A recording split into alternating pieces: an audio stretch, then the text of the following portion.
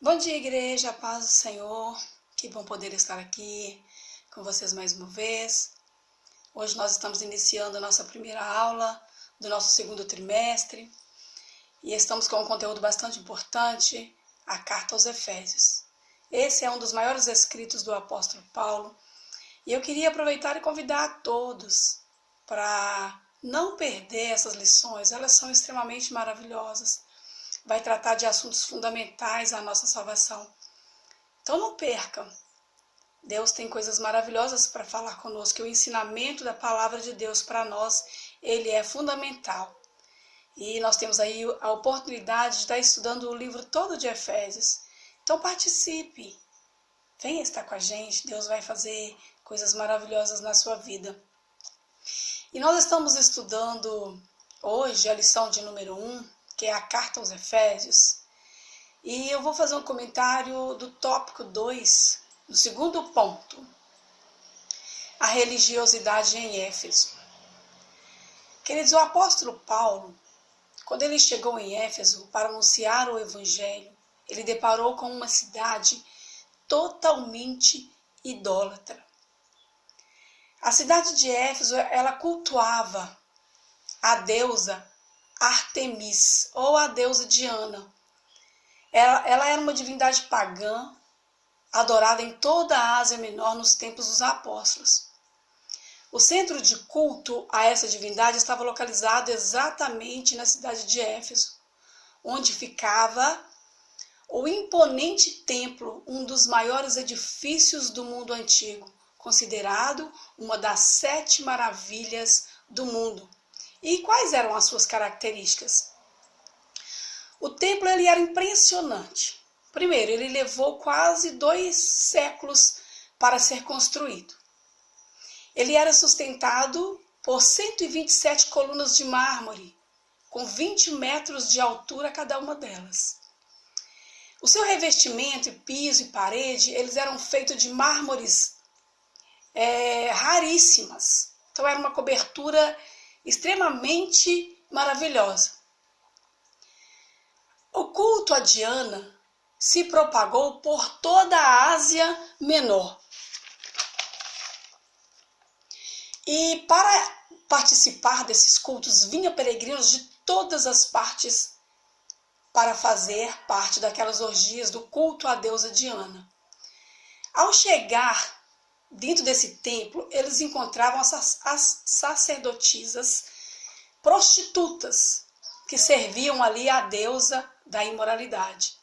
Isto nos dá uma ideia do teor desta adoração. Dá para a gente imaginar mais ou menos como que seria isso, né?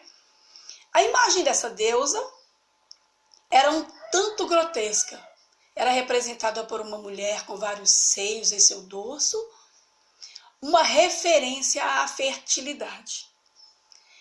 E o culto a essa divindade movimentava um comércio muito grande dentro de Éfeso. Naquela peregrinação, todas as pessoas que iam visitar desejavam voltar para casa, levando ali alguma lembrança, alguma coisa. É como o pessoal faz hoje, né? Vão visitar as praias, aí todo mundo quer trazer uma coisinha de lembrança. E como o turismo era muito grande por causa da imponência do templo, e isso então começou a movimentar um comércio muito grande ali. Porque aproveitando a peregrinação, o povo, eles desenvolveram muitas coisas, muitos objetos. E com isso, eles criaram muitas miniaturas dos templos, né? Que o templo era muito bonito. E eles formaram muitas miniaturas para ser vendidas, grutas também contendo a imagem da deusa lá dentro, né? E talismãs, foram muitas coisas. E isso movimentava o comércio local. A população de Éfeso se orgulhava de ter o templo da deusa Diana concentrado nesta cidade. Foi exatamente o local onde o apóstolo Paulo foi pregar, e ele prega nessa cidade contra a idolatria. Então esse é um resumo mais ou menos da idolatria que estava mergulhada a cidade de Éfeso quando o apóstolo Paulo chegou para pregar. Atos capítulo 19, do versículo 23 ao versículo de número 40, você vai ver essa história lá. Aí eu te peço, leia, porque ela é muito interessante. Você vai ver a trajetória do apóstolo Paulo dentro da cidade de Éfeso. E eu vou falar também sobre o terceiro tópico, que é a igreja em Éfeso. A igreja, sem dúvida, ela é o tema principal desta carta. O apóstolo Paulo mostra na sua epístola o lugar que a igreja ocupa no plano da salvação. A sua natureza, a sua unidade, o seu crescimento, a sua conduta e a sua luta diária contra o inimigo. Tanto que o próprio tema da revista, que foi escolhido para discorrer durante todo esse trimestre, foi a igreja eleita.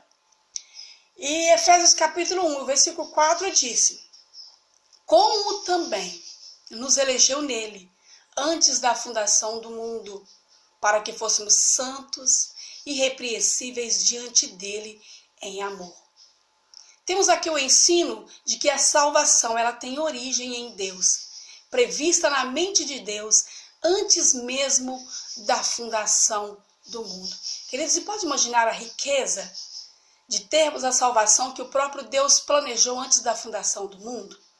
Então Paulo, na sua terceira viagem missionária, ele vai para Éfeso.